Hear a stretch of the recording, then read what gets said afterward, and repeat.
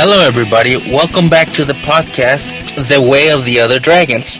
On this episode, we'll be talking about principles across all martial arts systems, at least the ones we're familiar with. On this episode, we have Amy. Hi, everyone. Hi, Amy. We have Tim back again. Hi, folks. Welcome back, Tim. We have Tapa. Hello, everyone. And lastly, we have Robert. What's up? Can I also say welcome back to you, Ricky? Missed you the last few episodes. Yes, he's been very missed. You're too kind. Thank you. All right, so in regards to this particular topic, it's more of supposedly an opinion-based, since different practitioners of the exact same system may have a completely different opinion. So, is there any one of you in particular that would like to get started? Or just want me to go ahead and pick? I had a really cool experience Thursday night I'd like to talk about. And that was, I went over to Joe Sensei's house, and I walked into his dining room, and he had stacks and stacks of books on his table that his dad, who is his sensei, Sensei Dean, had just given him. And these were Sensei Dean's books that he's been collecting throughout his lifetime. And he's downsizing, so he gave every book he owned, except for one, to Joe Sensei. And I was like, oh my God, this is like candy to me. And I started looking at the books, and Joe Sensei said, okay, I guess this is the entire class. You're going to be looking at books. I said, no, just give me a few minutes. I'll be ready to train. Next thing I know, it was an hour and a half later, and I'm still looking through books. And I was like, oh man, I got to go. And he's like, no, you can stay another couple hours. I ended up staying a total of 3 hours looking through all these books. And one of the things I was doing was I was looking at all the things that Sensei Dean had highlighted. And I was also looking at things he bookmarked. He used Post-it notes as bookmarks. And I would just put the books down on the table to see where they flopped open, because that's where he spent the most time reading. So I wanted to see what Sensei Dean thought was the most important. And he was going through the books, and he was highlighting principles. And these are books on all different martial arts styles, not just Okinawan martial arts, but he had lots of books on Aikido and Tai Chi and Eskrima and Shaolin Kung Fu and just all these different types of martial arts. And he went through there highlighting the principles. But what he did was he would, as he highlighted, he would omit the name of the style. So like there was one sentence, it's a principle in Aikido that, blah, blah, blah, whatever the principle is. And he highlighted, it's a principle, and he would not highlight Aikido. And then he would highlight that you remain the calm center of the storm, or whatever the principle was. And he did this for all the different styles. So he went through all these books looking for common principles. And that was just a super cool and amazing and awesome experience. Well worth 3 hours of my life and not actually getting any training done that night. I learned so much. This sounds like a gold mine. Oh, you would have nerded out. It was so awesome. You would have completely nerded out over it. Yeah, getting lost in the books for hours, maybe days. I mean, I finally had to leave because Joe Sensei had to go to bed. But yeah, it was amazing. It was a great experience. We're such nerds, dude. Oh, yeah. Reading also counts as training sometimes, right? It's not all 100% physical. Yeah, I agree. I did want to get physical that night because I missed Aikido the night before and I missed Jiu-Jitsu on Monday. So I was really in the mood to get physical. But I mean, those books were like candy to me. I just could not resist. Nom nom nom. Now, for something a little bit different, what about Robert? Well, what do you have to throw in there in regards to the principles of your particular system, since it's a little bit different than what Amy practices? I'm only versed in my particular principles, but the weird thing within Wing Chun is that, in my opinion at least, it's more of a system than a style, and that you have basic principles, but within it there's a bunch of different ways that it's expressed, and the different, as people call it, lineages, in my mind at least, are different, completely different styles. They're almost like different martial arts, and it's really interesting to me that there's the same principles that we all use, but the way that they're interpreted and expressed are different, but ultimately they have all the same main goal, I guess, if that makes sense. It does. Can I ask you a question, Robert? Sure, go ahead. Since you were at Rory Miller's principles seminar with me, what of just the basic principles that he taught do you see in Wing Chun? How does it relate, and how does it seem universal to you based on, I mean, yeah, Wing Chun's the only style you've done, but now you've been to Rory's principle-based seminar. So what similarities did you see? Honestly, almost all of them. Like, they were explained different ways. They were, he really kind of opened my eyes to different ways of seeing the same principles. And that was a huge takeaway for me, is the fact that he didn't talk about styles. He didn't talk about different arts. He talked about principles, and honestly, every single one he talked about, I could connect with something I had already learned.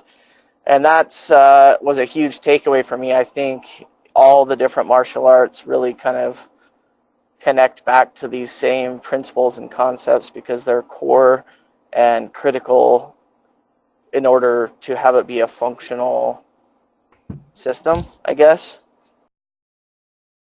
And yeah, I thought his way of diagramming it and breaking it down was really, really, really profound, because it all connected, it all made sense, and it's something I think, honestly, all of us, even from different martial arts, could look at and agree with.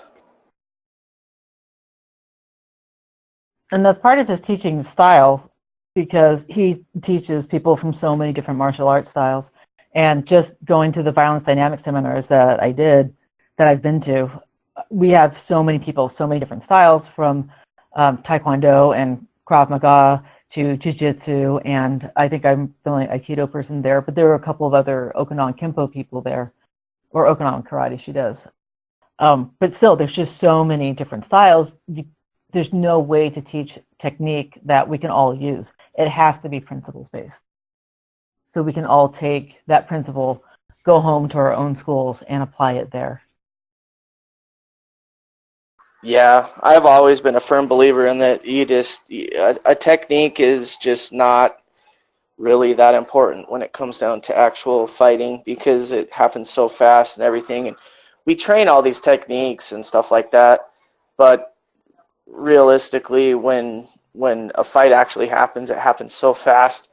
You practice those techniques over and over so that the principles come out in an actual confrontation, is the way I see it. That's very interesting. What about you, Ricky? Well, I was thinking of asking Tapa, since his system is somewhat similar to yours, and see what he had to say about it. All right, go for it, Tapa. All right. So my system is basically just a big bag of different principles from different martial arts put into a grinder and then went at full speed. And out came JKD. But yeah, I agree with you guys. And I also want to add that for me, am I cutting out? No. For me, principles are like the pillars which hold up the martial art, and it's the principles which make it different. For example, what makes karate is its principles, and how it differs from, say, martial arts, and like Chinese martial arts is how it differs from Chinese martial arts is because of difference in principles. But anyway, back to the topic. In JKD, there's this principle called forward intent, which is why, even though most people are right dominant, in JKD you are made to stand southpaw usually because of this forward intent. JKD, it's like an offensive martial arts. You don't wait for an attack; you intercept it and then hit. So that's why your strong side is on your front, and so that you can intercept fast and you can hit hard. There are also many similar principles, but this forward intent can translate in many ways. It can be from your leg, so your right leg. For me, my right leg is forward. It can be for like blocking, or usually there's not much blocking in JKD. There are a few, but there's not much. And there can also be hitting with your hand, where you box but you stand southpaw. And it's hard for me because my right side is more dominant, and but when you get used to it, the straight lead comes in really handy. Yeah, and like you said, it's similar to Wing Chun. Yeah, that's true, because many principles from JKD can also be seen in Wing Chun. I think Robert would know about this forward intent thing, and he could explain it much better than me. I think so. But anyway, yeah, that's my 2 cents. Well, my question is, and that's where it becomes open to interpretation. What does forward intent mean to you? And that's where these principles can be interpreted different ways. See, because what you think of forward intent can be completely different than what I do. Yeah, very likely. For me, forward intent is basically my intention will always be to move forward. Even if I'm getting hit, I'll try to intercept, or I'll try to take it and then still move forward, not giving my opponent any space. And, keep hitting, keep the pressure on them instead of letting them do the same to me. That's what forward intent is for me.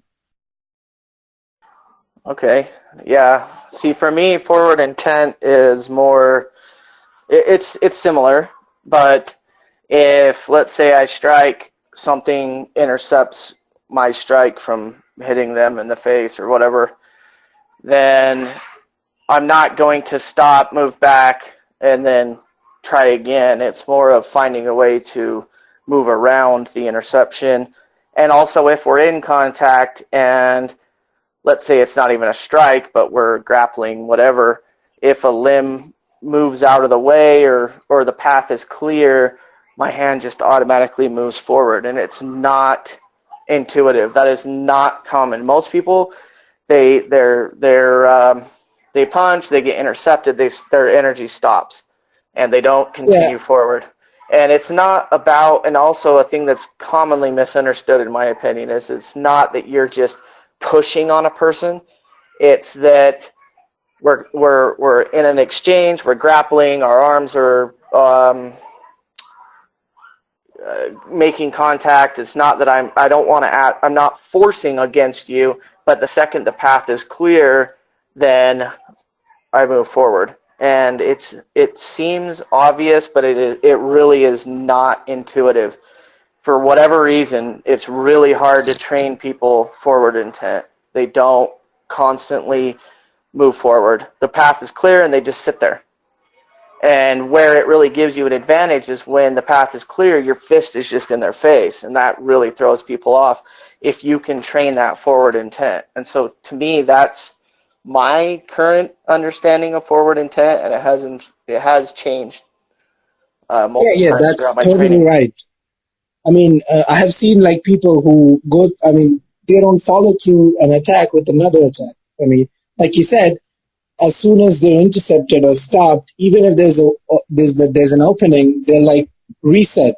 They'll come back to the initial position and then start from there again and get intercepted again and again reset. It's just like a cycle. Not many people would, follow through with the same attack.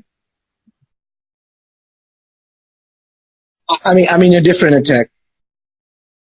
Yeah, when I was down in Texas, because I've done Wing Chun for years, and I understood the concept. That we train that constantly. But when I was down there and actually working with Jason and David and all those guys, it opened my mind to a whole new understanding of it, because any second that the path was clear, there was just something coming at me, and it's really overwhelming. And that's something that I already knew. I'd been taught. If the path is clear, you attack. We have all these proverbs and stuff to go with it. But when I actually was there, and that's something they isolate, and that's a huge important thing, is to isolate that part of the training. I just couldn't keep up. It's like they were always basically half a step ahead of me, or a whole step or two ahead of me, to where I was just constantly trying to keep up with their flurry of attacks. Even though they train it really slow, it's still overwhelming. And it's one of those things I think you really kind of have to experience, but I'm sure some of you can relate. I can relate. Can I ask you something? Hello? Of course, yeah, go ahead. So, when you were training and, since you have been doing Wing Chun for a while, so you could notice the opening, but before you could strike, there was another strike coming at you. So, did you feel like the person you were practicing with had 3 or 4 arms, something like that? Because when it happened to me, I felt like my teacher, he had 3 arms, because out of nowhere, whenever there was an opening, he would come to strike, but both my hands would be somehow blocked. And it was really fantastic, scary, and fun at the same time. Yeah, definitely. It to me, the way I described it to myself is that it felt like an octopus was attacking me, because there was no way I could. The second I would block something, it just rolled around, hit, and it really felt like an octopus was just coming at me. But another way to see it is kind of like if you're walking through some trees and it's really full of branches. You push one away, and then the second you let go of it, it's going to smack you in the face, type of thing. It's not that it's adding any force, but that do you know what I mean? Okay, you push a branch, the second you let go, it's going to smack you in the face. And that's kind of the concept, at least the way I understand it. Yes, exactly. 2 different systems with the same principle. That's very interesting. I'd like to ask Tim what his opinion is in all of this, because his system is similar to Amy's. So, I'd like to see if he comes up with the same stuff that Amy said, or similar stuff that you guys said, so on and so forth. What about you, Tim? What's up? I would say all arts share the same principles. So the emphasis on each principle varies from style to style, but the way these principles are put into application makes a style what it is, if that makes any sense. Makes perfect sense to me, yeah. That's so deep, bro. So as you were saying, the principles being similar through all the systems and whatnot, are there any examples that you can provide from your particular experience that may encompass that idea?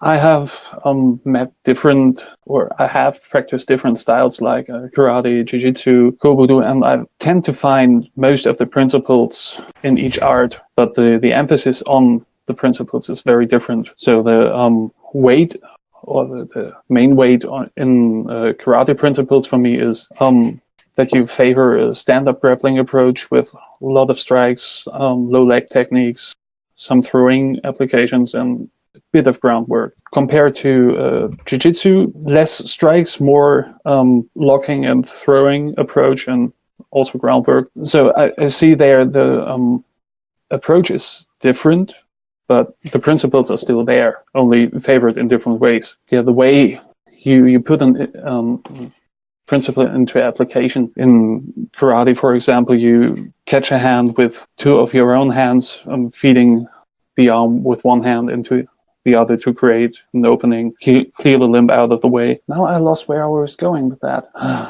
Sucks. How do you say? Basically, what you're saying is that you believe that all the systems, all the principles per se, are the same. They just start changing on school per school basis, and as the systems and styles and all that, whatever, changes more and more, such as the Chinese versus the Americans, the Russians versus the Indians, like as everyone changes, they start adapting it to their own particular system, and then you can see difference between, like, for example, Thai boxing, Western boxing, or like Chinese Kung Fu and like Brazilian Jiu-Jitsu, but like deep on the inside, it's almost basically the same thing. Yeah, all systems or styles or whatever you would call it, they all work from the same core principles. If they don't have these principles, they don't work, like Robert said before. So that's what I think. Well, yeah, I mean, it's kind of physics, you know. I mean, the physics either work or they don't, and like there are probably some styles or forms that don't really use as much physics or angles, stuff like that. I think there are some art forms that don't focus as much on the concepts, physics, angles, leverage as others. And that's where I think it kind of gets into a gray area, because people sit there and go, okay, well, which one has the most correct? But they all are we're all using physics at the end of the day. I mean, there's either power, leverage, angles, stuff like that. And that's where I think it comes down to, even within Wing Chun, there are some who are just very linear. They don't use angles. They don't use circular motion, stuff like that. And how you end up using all of this science, whatever you want to call it, is what ends up making it effective, in my opinion. I have a really cool example from a few months ago, if I may. It's slightly tangential from what you were saying, but this is kind of a really high-level concept that when in my Aikido class, we had a guest sensei come in, Jamie Zimron sensei, and she did a 2-day seminar. And at one point on the second day, she was talking about using your hip as a blade to help get use gravity and get more power generation when you throw someone. And when she said hip blade, she was talking about that part of the pelvic bone that kind of sticks out and looks like a blade. And she was saying isolate the two hip joints, and as you, with your hand blade, you know, if you imagine the blade of your hand, as that goes down, also take your hip blade in unison and go down, and that will give you more power in your throw. And I was working with Brian Sensei on this, and it worked. It was really cool. And there was, I could feel I was getting more power. I'm a small woman, and Brian Sensei is much bigger than I am, and my throws felt more effective.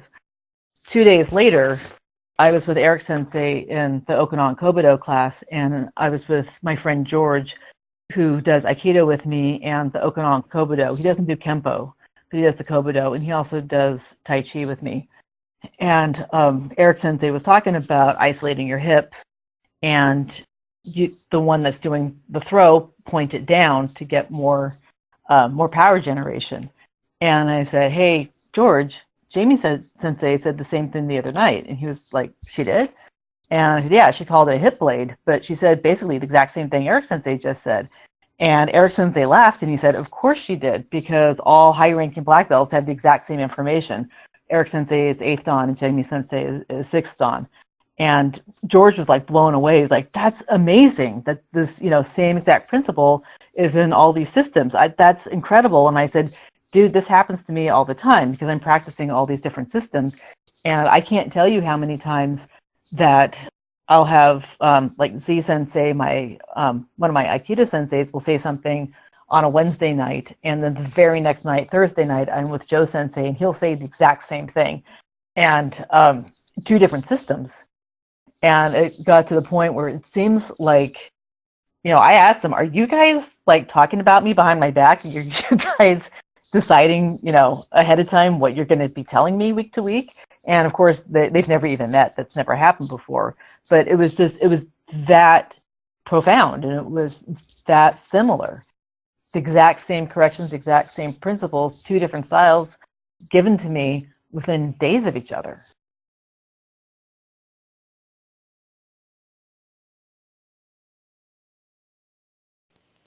Oh, so it's gonna be like that? Nobody's gonna comment on that?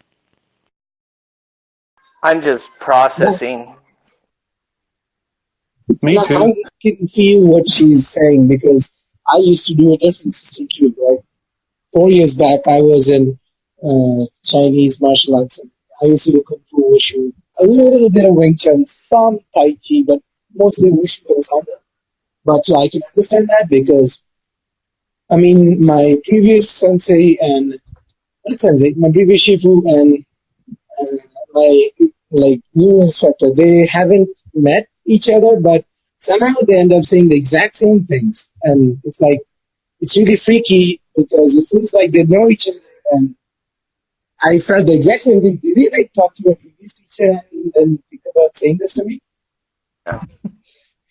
Look, Tapa, I'm from Mexico, Sonora. It's literally 100% desert.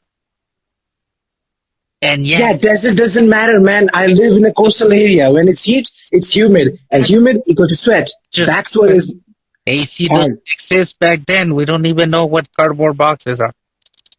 Just deal with it. Suffer for 1 hour. Yep. Okay. So anyway, as I was saying that I used to train Sanda and Wushu previously, and now I do JKD. And it's really freaky how 2 different instructors, they say similar things about fighting. For example, in my previous school, there was one day a discussion about how to fight multiple attackers. And he said that there's not much you can do except run and, keep running and finding like someone isolated and then hitting them and then running again. There's not much you can do if they're after you. But if you're unable to run, try to move in a way so that they cannot,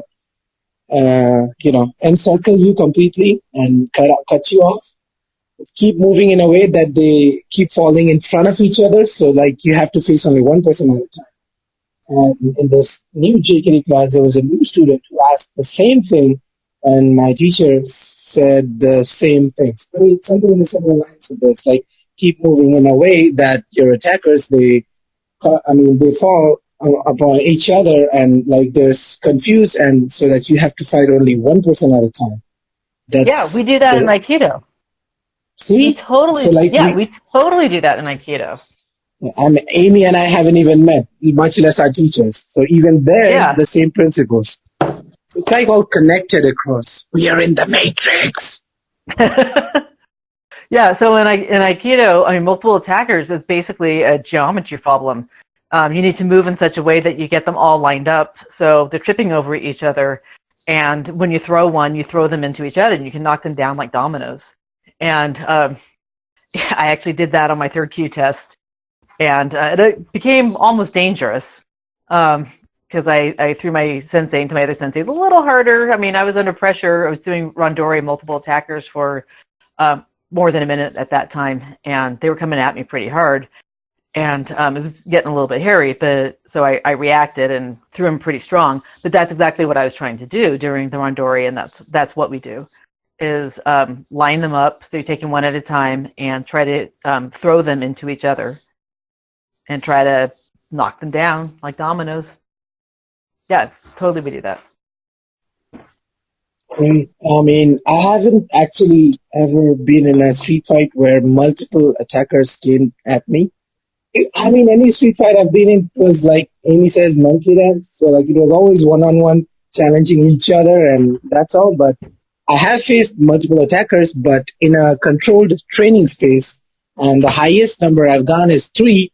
And I can assure you, doing that is really hard. You know, trying to make them fall in a line is super hard, but it's not impossible. You can Pretend you're Darth Maul. Yeah, exactly.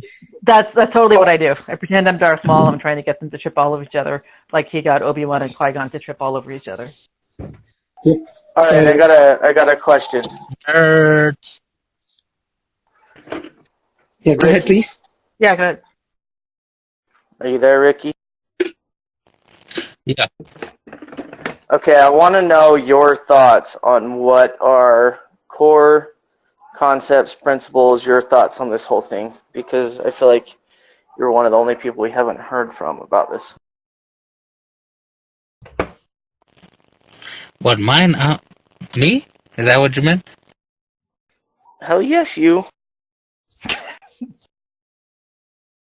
Yes, please. For me too. Speak. Yes, please. If you could reward the question, and then I can take it from there.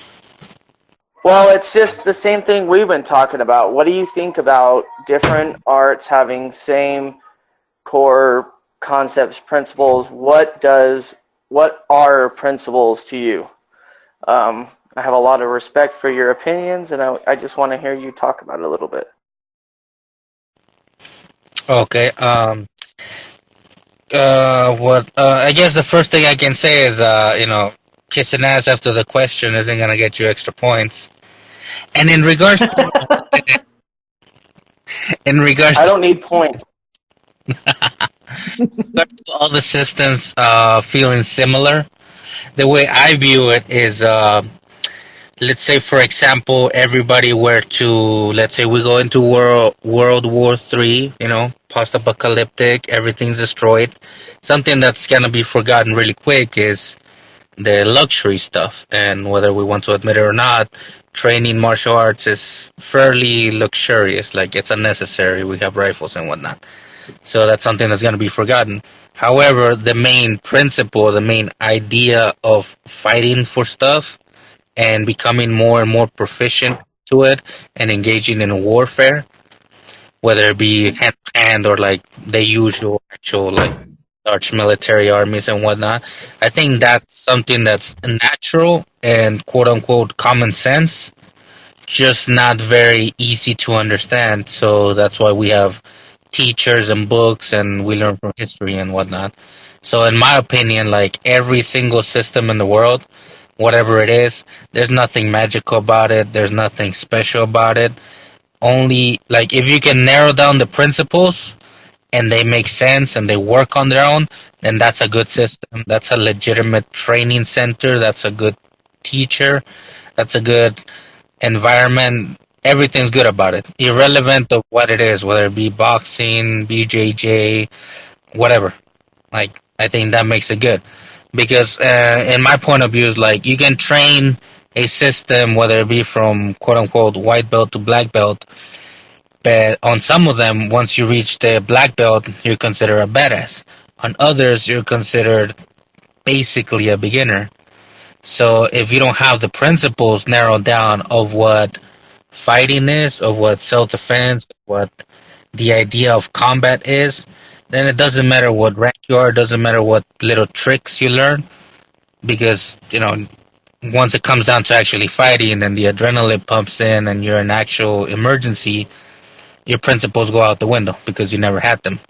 Whereas if you learn it the right way, how you're supposed to, and you happen to be in a good environment with good teachers, then it doesn't matter what techniques and advanced stuff you learn, because once it's time to go, only the principles take over.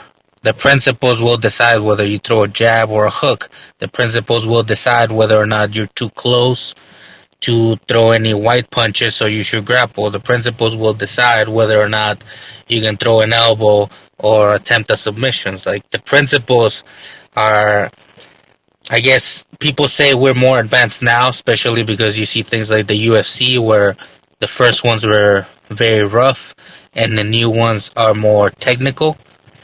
But at the end of the day, there was nothing magical about it. It was just this guy knows how to do this, so I need to learn how to do what he does so it doesn't work on me. And also, I need to learn how to do something better. But it's nothing magical. Like you have wrestlers beating BJJ, and on the exact same scenario, you have a BJJ guy like playing with a wrestler like it's nothing. So, like I said, in my opinion, like the principle has to be applicable to everything in general, whether it's in quote unquote martial arts or not. That should be irrelevant. It should be more around whether it's applicable to actual combat. Like some people take martial arts and make it very esoteric and very strict and very specific, when in reality, like it doesn't matter what it is. It only matters like when it's time to go, is it gonna work? And then if it works, there you go. That's good enough. That's I guess my particular opinion of it when it comes to why everything's similar, why everything's so close to it once you bring it down to principles, is because it is the same thing. You close the distance, you keep pacing, you look for angles, you find certain weaknesses in the other opponent that you can know that they exist because you find them on yourself. You study the anatomy of the other person. You include things like perception and like aggressiveness into yourself and all of those little things that different systems focus on. At the end of the day, it's all the same thing. It just depends how they want to practice it. The more sports based a system becomes, the less necessary it is to adapt all the systems, because a sport requires points and like a certain level of like eliteness that you don't need when you learn everything. So they can choose to ignore certain principles and specialize in something else. But like I said, in general, I feel like all the martial arts, once you cut down all the unnecessary whatchamacallit, it's the same thing. You punch, you kick, you grab. Same thing. I totally agree. Me too. Dude, I feel like you should just do a huge mic drop right now. Just boom, drop. It's insightful. Thank you, Ricky. That was very good. Yeah, we're done for today. No. One more thing. I was ask you guys, what's one principle from wherever you got it that you think is like the most important to you? Like out of all the stuff that you learned, for you in particular, the one principle that you would say, this should be number one. Like if I go back in time and I have to start from the beginning, I should focus on this first.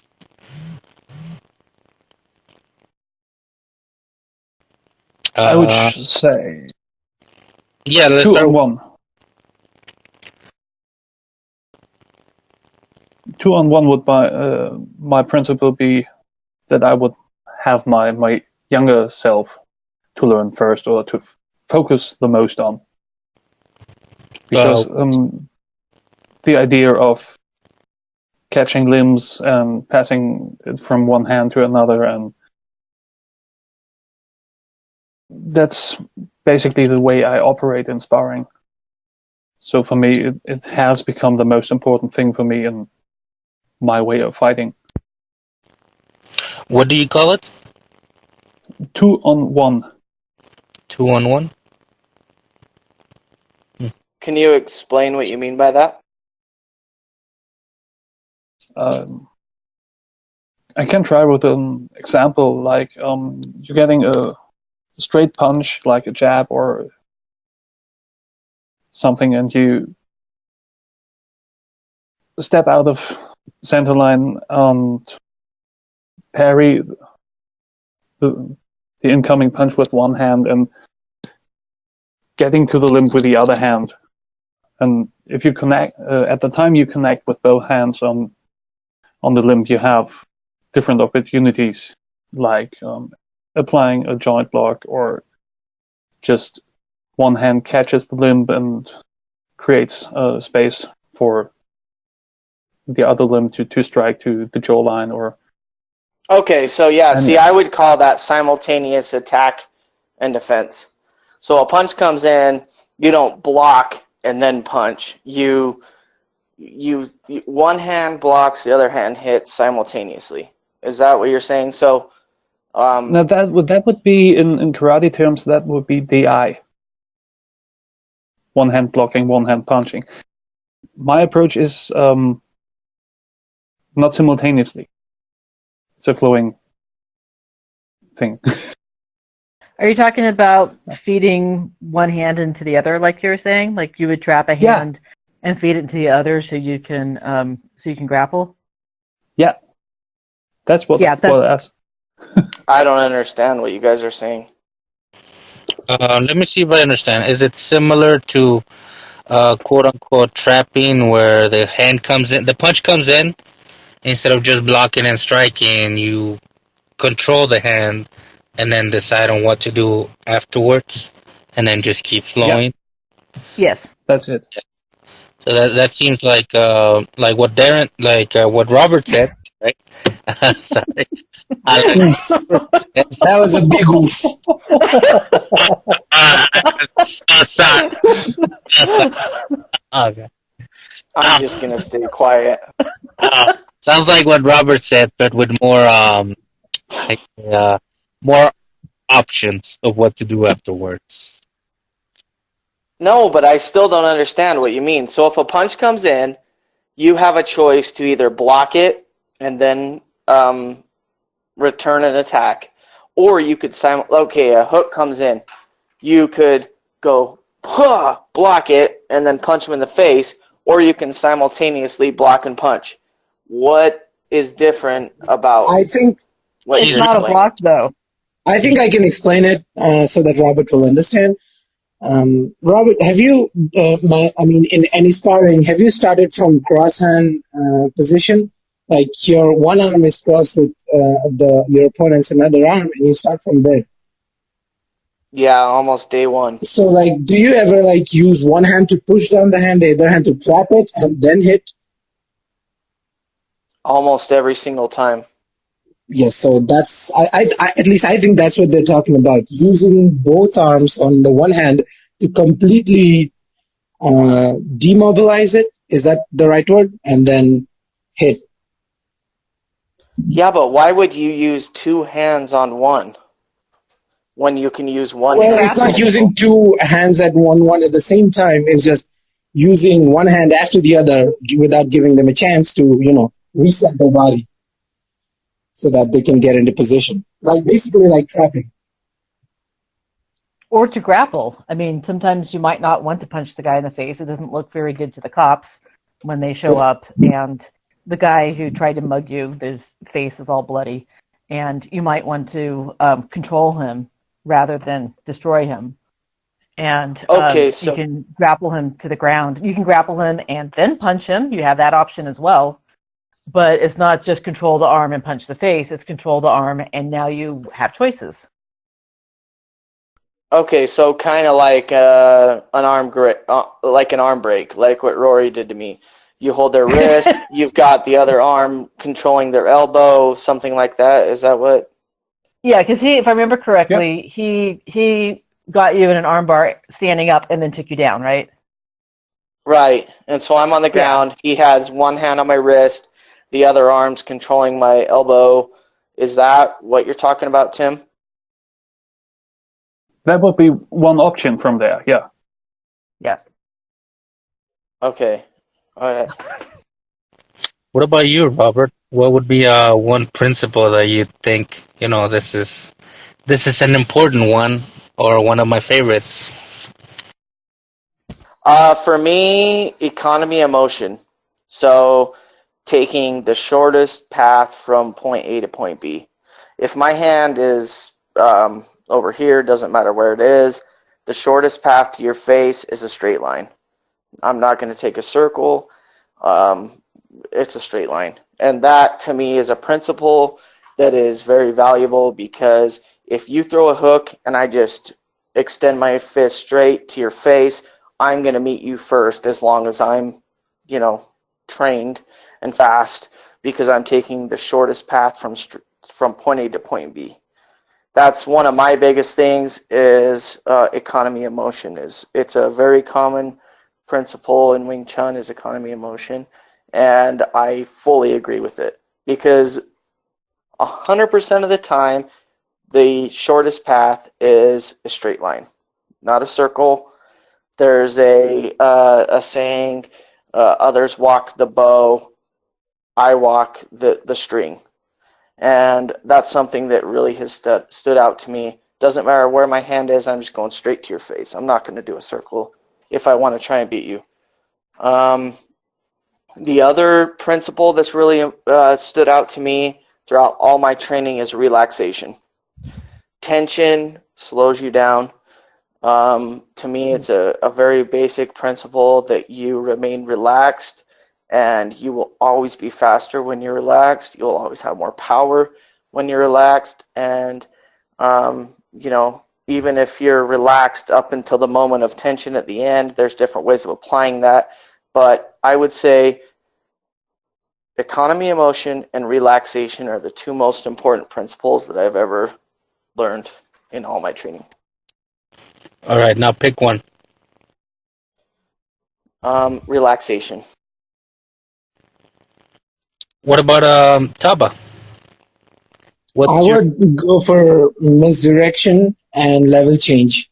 It's like two of the most important things that I use in a fight. Misdirection, where I pretend to hit or like set up a strike in a way, or like I'm hitting someone 2 or 3 times the same way, and after I would set it up again like that, and then I would choose a different strike, and they're like completely flabbergasted. What just happened?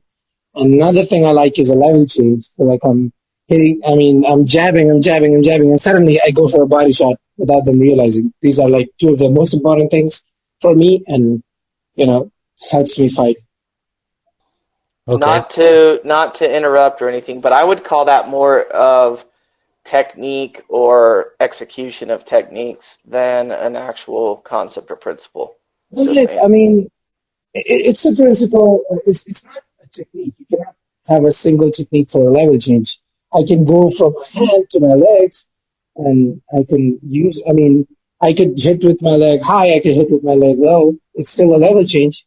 I could change. I could change the way I'm standing. I could stand really low with the low stance, or I could stand up tall, guard up high. That's also a level change. And misdirection is, it's, I don't know. I think that's a principle. At least in my mind, I use it as a principle where I'm basically using, like broken rhythm. That's also another principle I like, is when your opponent, people, they tend to look for patterns. Subconsciously, people would look for patterns, and when you're moving in a certain way, they get used to it without realizing they're used to it.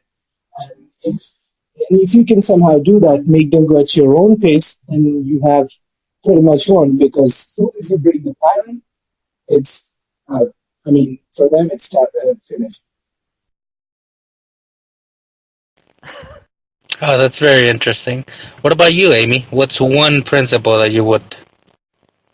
So, Amy, what's a principle that you really, really like?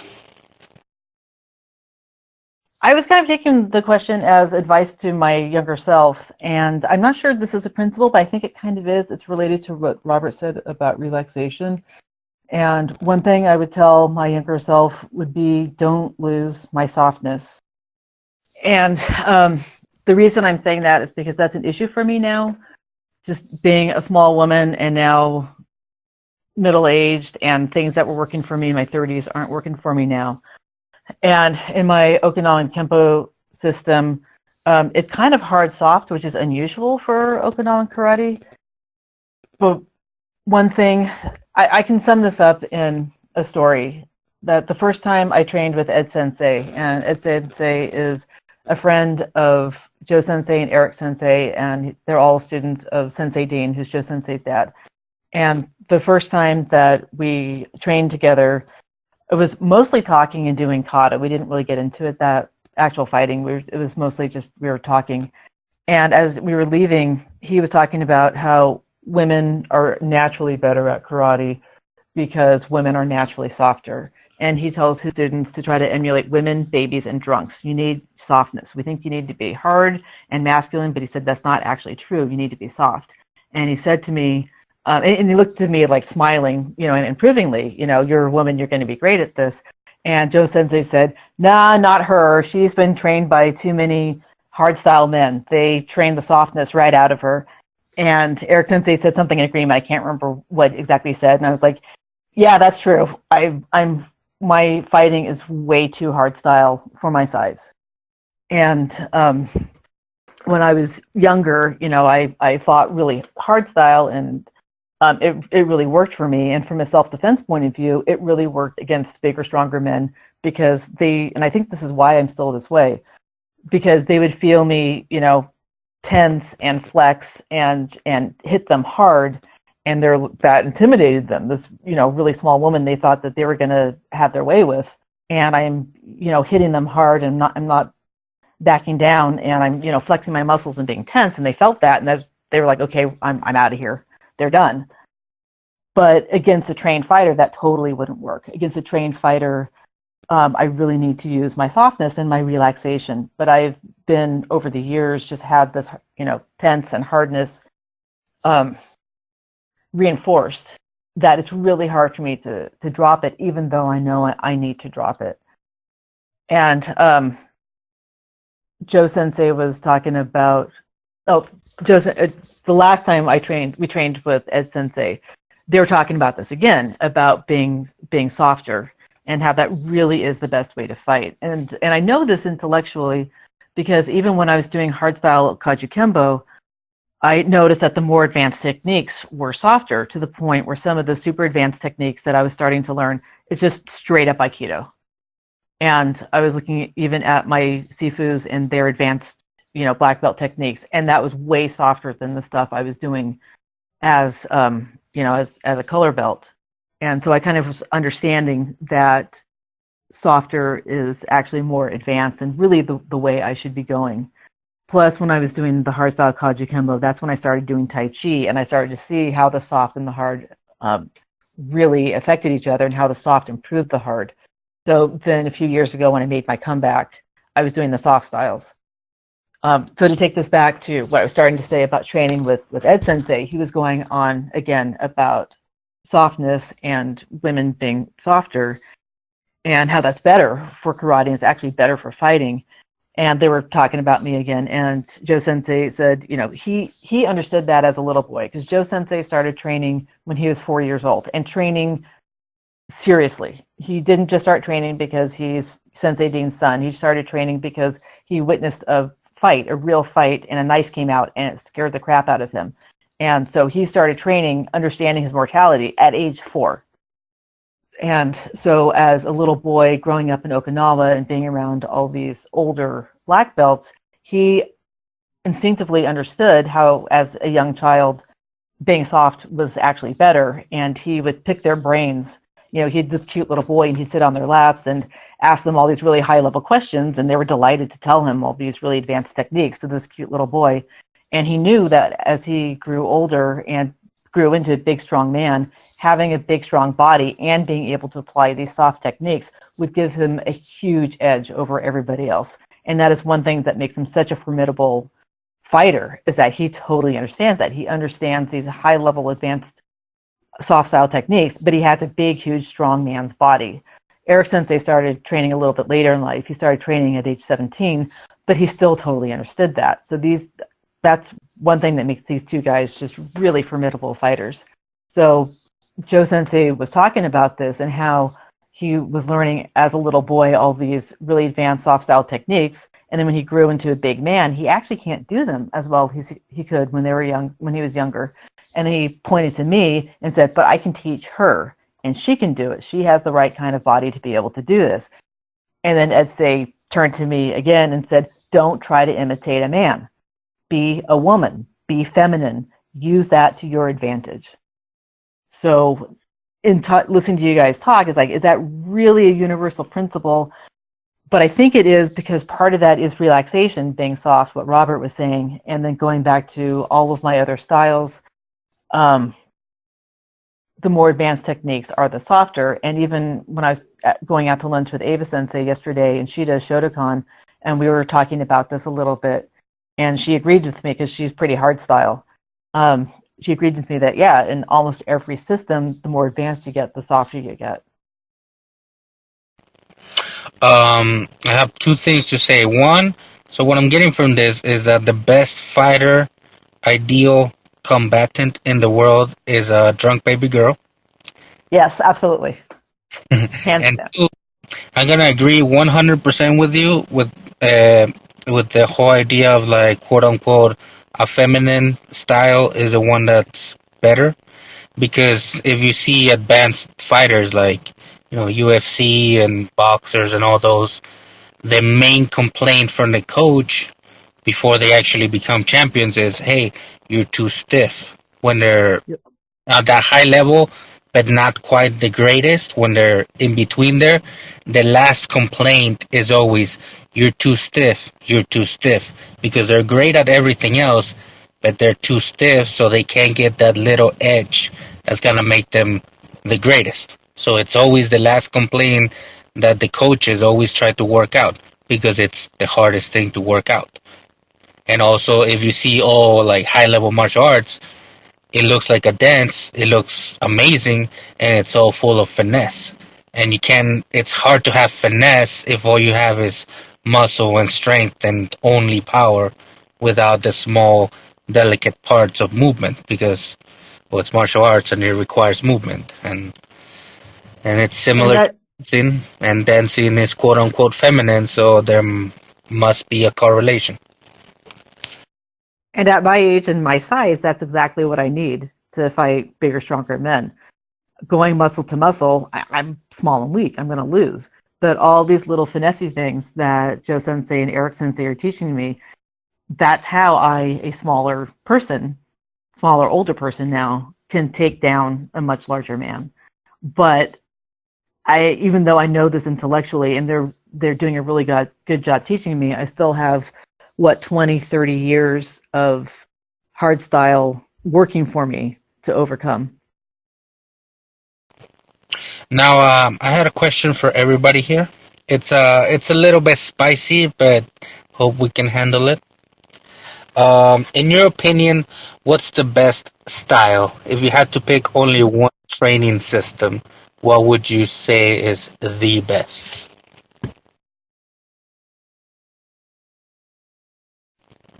Let's start with none of us want to touch that. Fight amongst yourselves.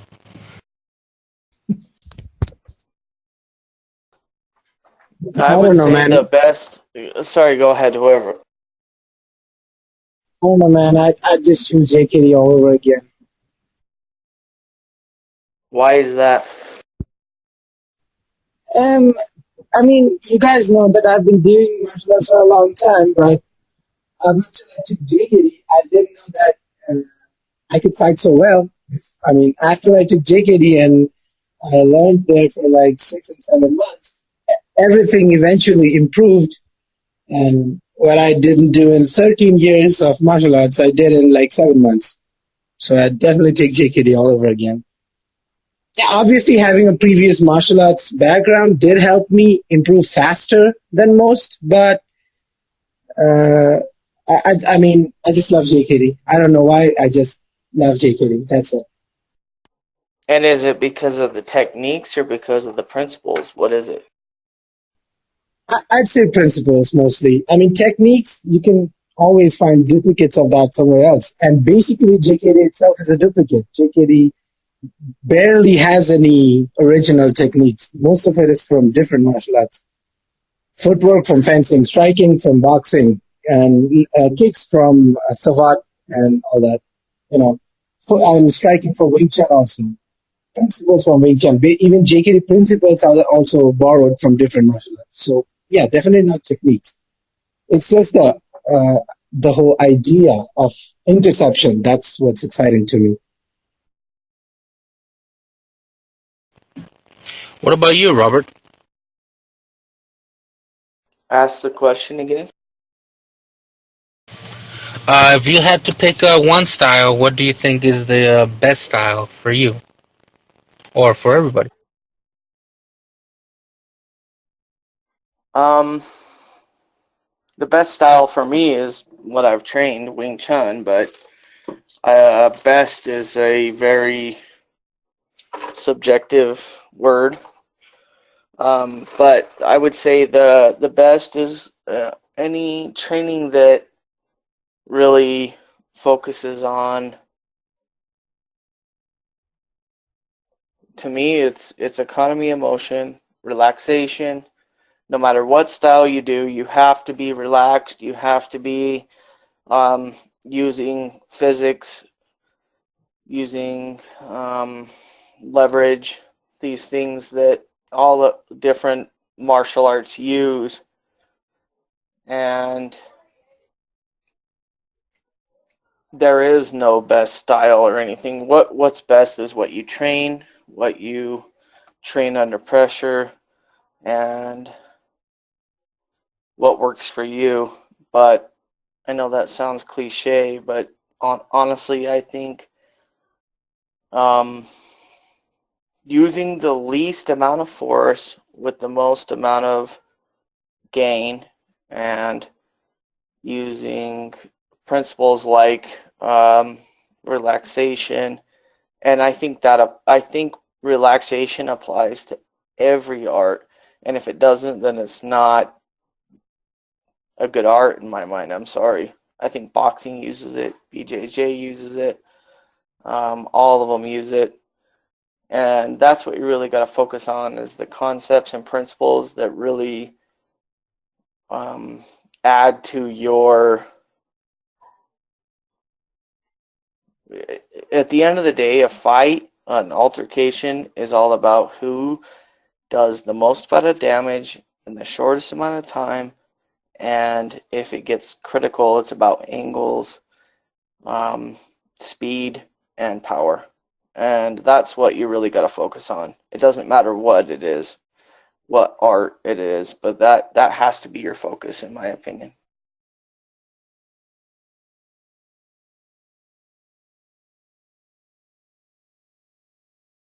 Yeah, that makes a lot of sense.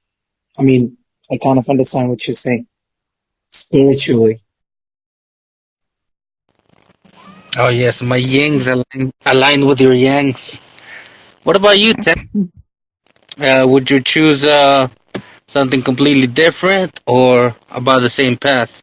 Keeping in mind that you have currently more than one system, so according to this question, you have to pick one. If I have to pick from my own systems, the systems I'm training, I would pick karate because it fits my body type and my way of movement best. But if I have to think of the best style for almost everybody, well, that's critical. I would say I'm tempted to say MMA, but not in the competitive way it is trained, because all this emphasis on striking, grappling, clinching, groundwork, all this stuff is what seems to me to be on even grounds or even levels. That's what most other arts miss, because these arts are styles that emphasize stuff in to a different amount. So, That's where I agree with you 100%. Like, it has to be mixed. You can't be a striker, you can't be a grappler, you can't be a wrestler, whatever. It has to be a well-rounded approach.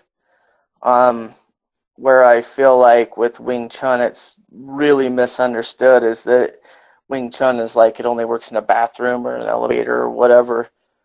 That's That's important. That's the way it's taught. That's certain styles of it, but there are certain, if it's taught properly and understood properly, it's a system that applies to striking, grappling, on the ground, all those things. If you understood the principles and concepts of the system, it's not a style. It's not like, oh, we only just work in an elevator. To me, that's what makes me mad, is it's just like, dude, people think Wing Chun only works in an elevator or close. No, there's all different distances we kick. Yeah, it works in lifts. It works in small balconies. It works in, like, if you're in a bathroom because it's a really enclosed area. Nah, I'm just messing with you. It should work no matter. It doesn't matter. It doesn't matter. The distance is irrelevant. The distance is irrelevant because the concepts and principles apply no matter what distance you're in. If you're on the ground, you're grappling, the same things apply. It's economy of motion, it's relaxation, it's using all these different principles that apply no matter, it doesn't matter what distance you're at. And that's where it starts to frustrate me, as people start to go, oh, well, TKD works good because you're at a distance and I can kick you. Well, I don't give a shit. I can step in and fucking take you down and beat your ass. Sure, like, sir. Which language, there's a lady present. I'm sorry. And also, but it just starts to frustrate me because people see it as there's different ranges with each art, different focuses. If your art doesn't focus on all of those ranges and doesn't focus on all of those principles, it's not effective in all situations. That's all I wanted to say. Before I ask Amy, I just want to point out that it sounds like a lot of those people take their understanding of martial arts from, like, video games and movies and stuff. Yep. Of course, in a video game, you're like, oh, the guy that does this ability is going to beat this other guy because, it's a video game. That's just how it works. But in the real world, well, the guy that's the weakest on a video game could literally beat up everybody else. And on that same thought, what about you, Amy? What's the system that you think, oh, this is the best, or this is the stuff that I would recommend everybody, or if I had a second go, this is what I would start, and this is where I would go all the way through? So before I answer the question, I just want to address something that Robert was just saying, and that is, from a self-defense point of view, infighting is incredibly important. Where do we get attacked? Or at least women, we get attacked at close range. Being able to fight in an elevator or in a bathroom, that's incredibly important. So that kind of goes to what you were saying, Ricky, that people who think that fighting is just, video games, they don't understand that. And that is something that I do understand. So I want to just kind of bolster that point of what Robert was saying, that he's absolutely spot on. And so if I had another go, this is actually my third go. This is my second comeback in the martial arts. So I've had a long time to think about this. And I also, like Tim, I practice multiple styles. So then the question is, of all my styles, which do I recommend the most? Which do I think is the best? And I'm going to upset everybody else I train with by saying this, but the Okinawan Kempo and Kobudo, hands down, it has all the distances. It has an emphasis on grappling, stand-up grappling, which is how women get attacked. We don't get monkey danced. Men calm their way into our space and they grab us. We do have distance kicks. We do have that kind of sparring. That does exist in our system. But this stand-up grappling that we have, I've never encountered anything quite like that anyplace else. I would also recommend the Okinawan Kempo and Kobudo under my senseis in particular, Joe Sensei and Eric Sensei, because they're both really good ground fighters. And ground fighting isn't formally a part of our system, but they can ground fight, and we go there. And the other night, Eric Sensei and I were doing a monkey line, and we agreed that now that I'm doing jiu-jitsu and I'm I don't want to say I'm starting to get good at ground fighting. I still suck. But now that I'm going there, from this point forward, anytime we work in any self-defense drills, we go until there's a submission.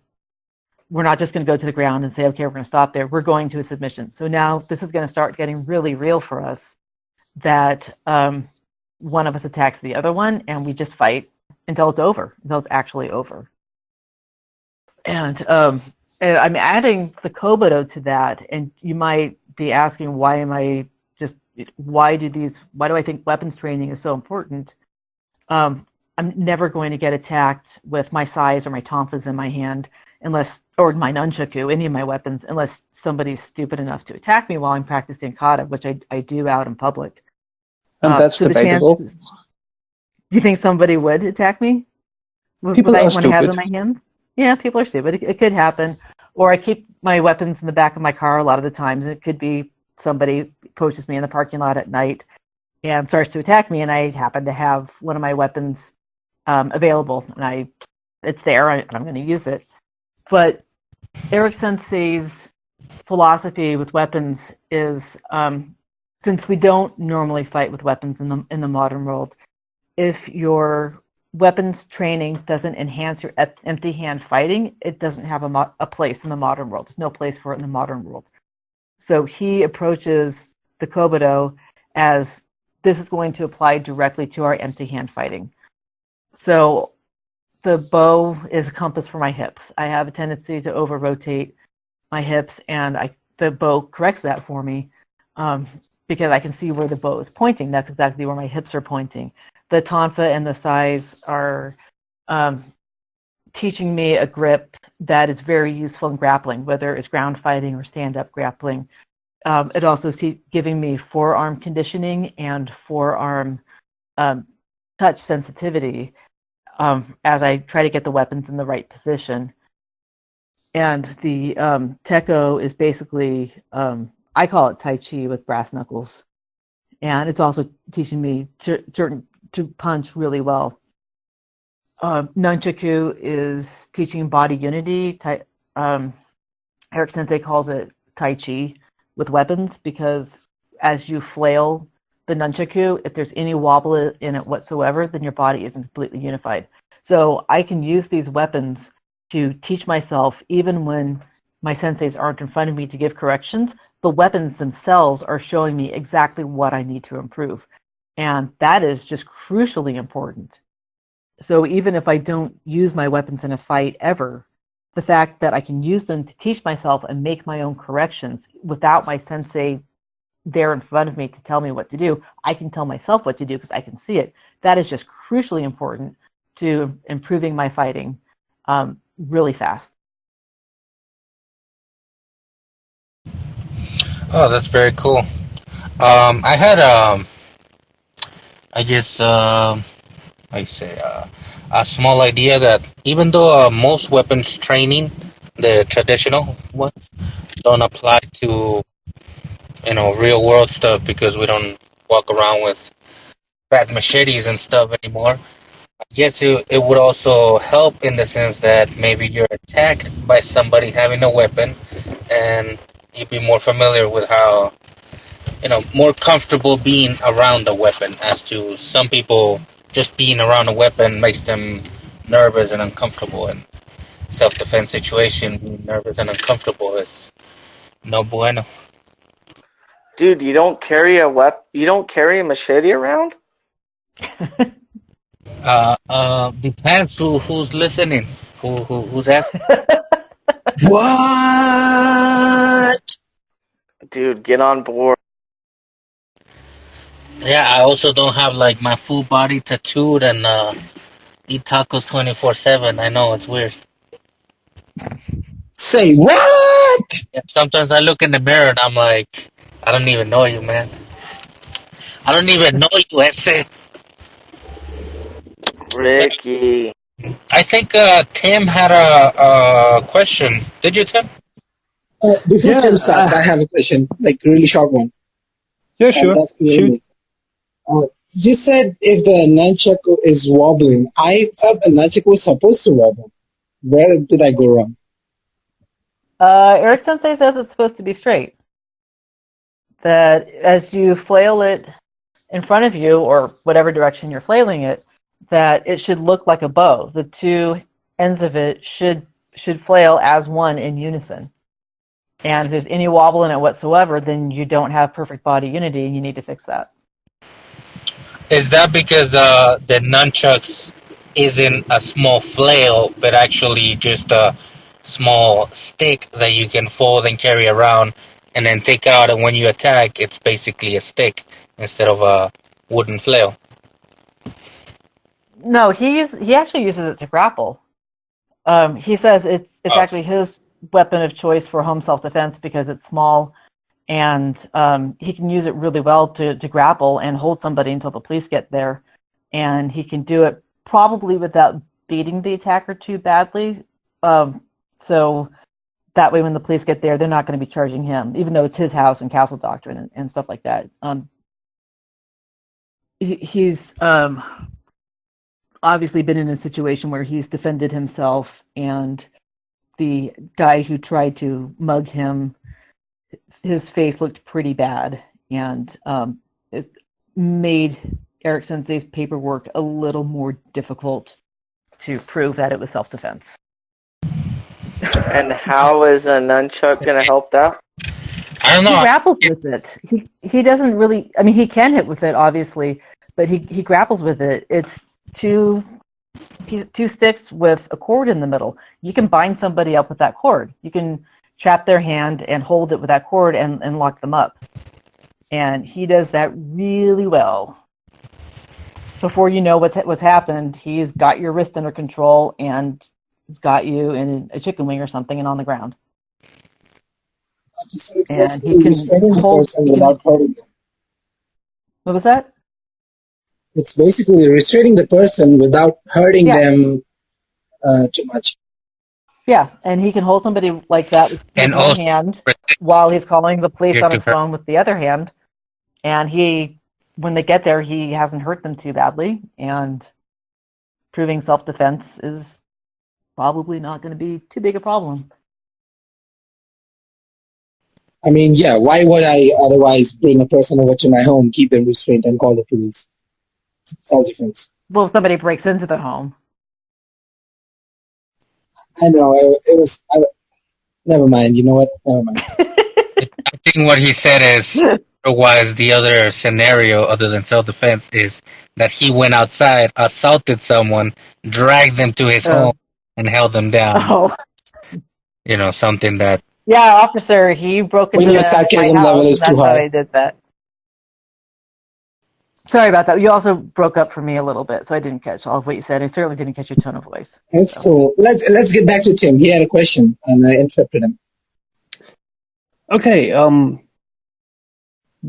what is the first technique that comes to mind from your style when you have one technique with different applications, but still having the same principles intact?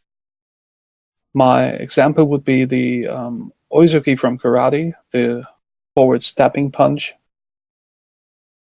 One idea would be the pulling hand breaks balance of the opponent, and so it's more easy to deliver a punch. The other application would be something like an Osotogari from Judo, because this push and pull motion your hands are doing is still breaking the balance, and step forward is doing the throw or executing the throw. I'm awful at describing motions at the moment. But the question is, what techniques do you have in your style that you think have very different applications but still have the same principle in it? Oh, that's a very good question. How about we start with Tapa? I think it's dual shao for me. Basically, dual shao is your palm outwards and wrist inside, and you're extending your arm, but not I mean, not going off too much center line. It can be used to block a lot of attacks. And after you do a build shao, you could follow through with numerous options. So, yeah, build shao for me is one of the most amazing techniques that can be interpreted and reinterpreted into different strikes and different scenarios.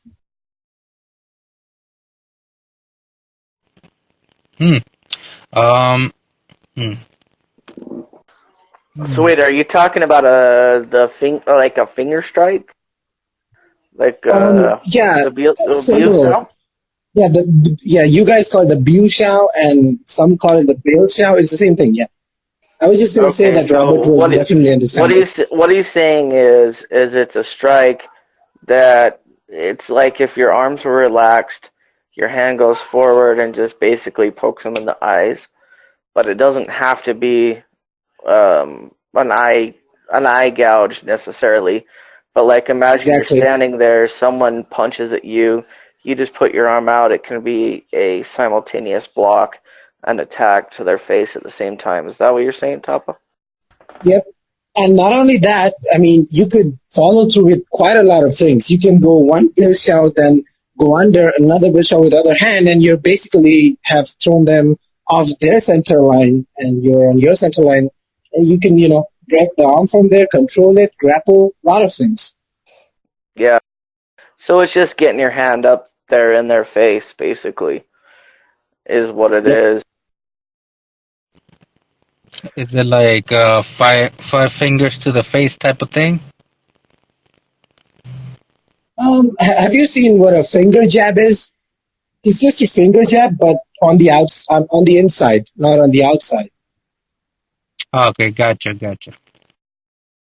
So it's just basically you just if your hands down relax down and you just go forward with your hand, just boom, just straighten your hand out like a salute to the eyes.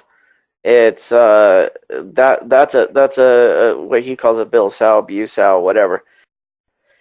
It also is a simultaneous attack and defend, and so Tapa, the reason it's your primary thing is because you feel like you can easily block. It's a simultaneous block attack, and then you can follow up with something else.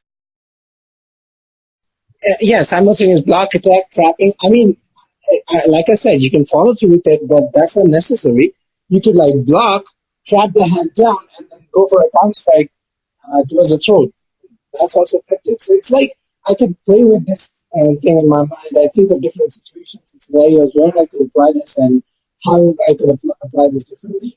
It's a good exercise for the brain, and Biu Shao is my go-to for this exercise because that has a lot of options. It's like the most unpredictable strike for me.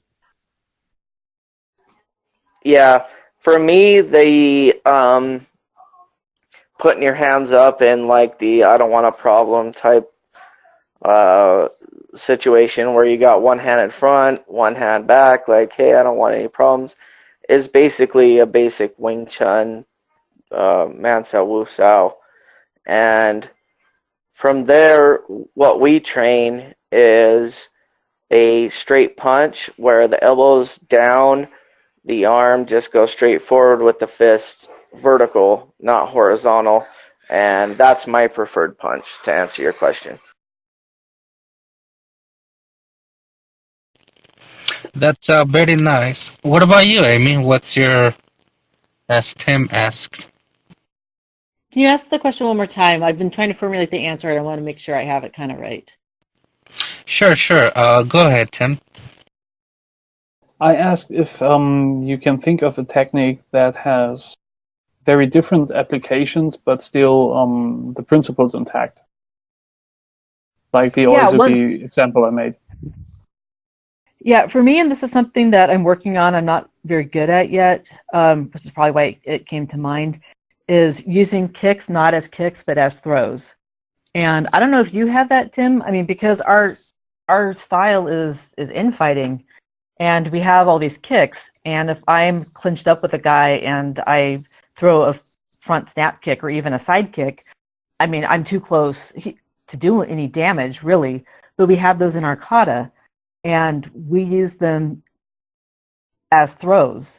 It's the kick out goes past the person. It's the return chamber, traps their leg, and then as we step forward, that's what throws them. Or even on some of the side kicks, maybe we're kicking past them to take them down and throw them.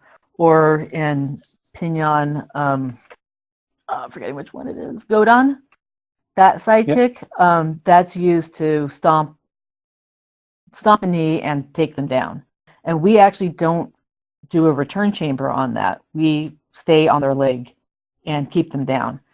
And this is something I'm not great at yet. This is something that I haven't really encountered very much before the Okinawan Kempo and Kobudo. I did a little bit in Kaiju Kembo. We had a similar concept, doing normal sweeps. But this is taking it to a whole new level. And if it is a distance kick, if some guy is trying to monkey dance me and I can't get out of it, or if some guy is trying to attack me from a distance rather than clinching me rather than attacking the clinch itself, it totally works. I can still take his knee out with one of those kicks. So it works both distances, the monkey dance type distance, the sparring type distance, or in a clinch. Different application, same exact kick, same exact principle. Is that what you're getting at, Tim?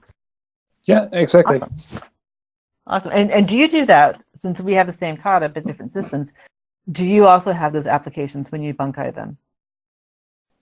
Mostly. Good. There are still applications around more unrealistic, but trying to make a high-level kick work. But do you have those kicks as grappling kicks? Do you have those kicks as takedowns rather than as an actual kick? Yep. Cool.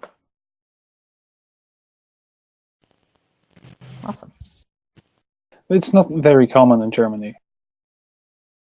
It's not common here either. And one thing I just want to add real quick, when we were talking about, our favorite system and why I chose Okinawan Kempo and Kobudo as my favorite system, both the Kempo, the empty hand, and the Kobudo, the weapons. There was one time, it was about 2 years ago, right after I started training with Joe Sensei. I started training with Eric Sensei about 4 or 5 months before training with Joe Sensei. And so I had a class with him where I started to really get this and really understand this, and especially how to make my own corrections on my kata when they're not in front of me, so I could advance in between classes, come back, and when I fight them, I'm better than I was, the last time I fought with them, because I was able to advance on my own. And just how deep this is for me, especially with my history of training in the martial arts for a few years, and then my life blows up and I have to stop, and then I trained again, and my life blew up again, I had to stop. This was so deep that when I started training with them and I started to really fully understand these concepts, there was one night that I drove away from Joe Sensei's house and I was in tears of joy.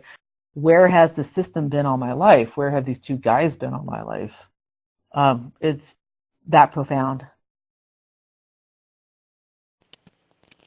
And I want to mention, whenever Amy says monkey dance, she does not mean it in an offensive way, in case there's any monkey aficionados listening. I got that term from Rory Miller. I'm taking it directly from him. And he said he came up with it mainly because that behavior of two guys fighting for social dominance goes back in evolution to, when we were lower level primates, proto-humans.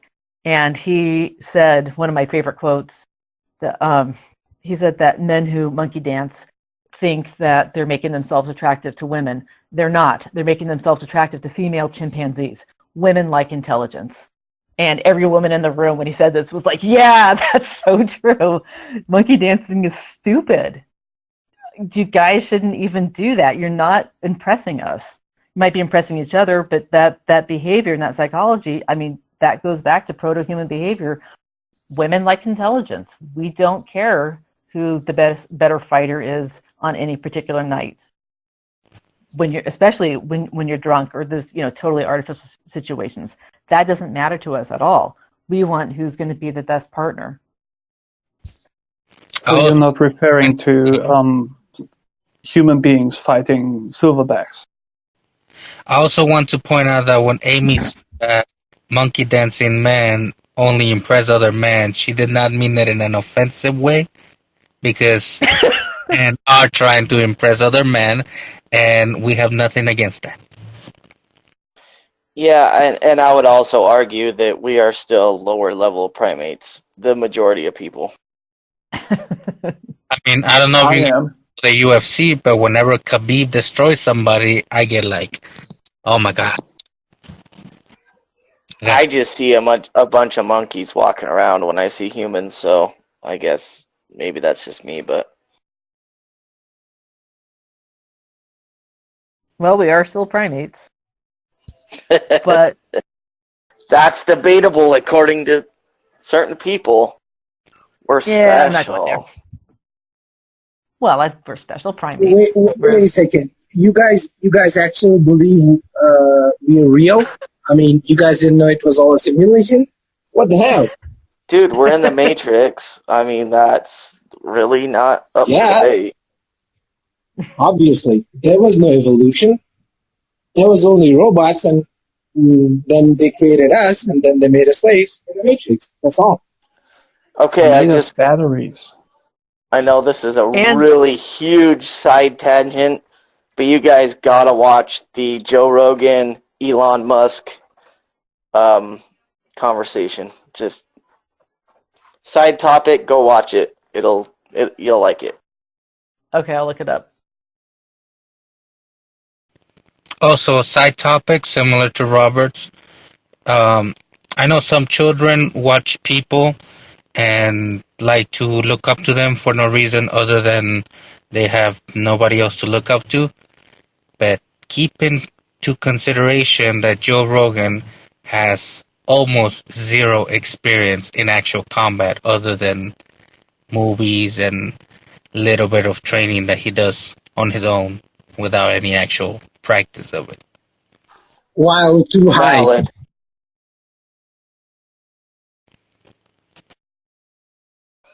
But Elon Musk, it's pretty cool when he talks to Joe Rogan. Considering both of them are high most of the times, yeah. Quick question. Do you guys have any other side questions, or should we do the outro? Nah, let's wrap it up. Yeah, I'm good. I'm fine. Wrap. I always feel like we didn't get enough from Tim, though. He seems like an epic source of information that I feel like we never get enough of. Yeah, that's because Tim's a robot sent to us to collect our information. He's an alien. You know, He's siphoning. alien robot. I thought I was the alien.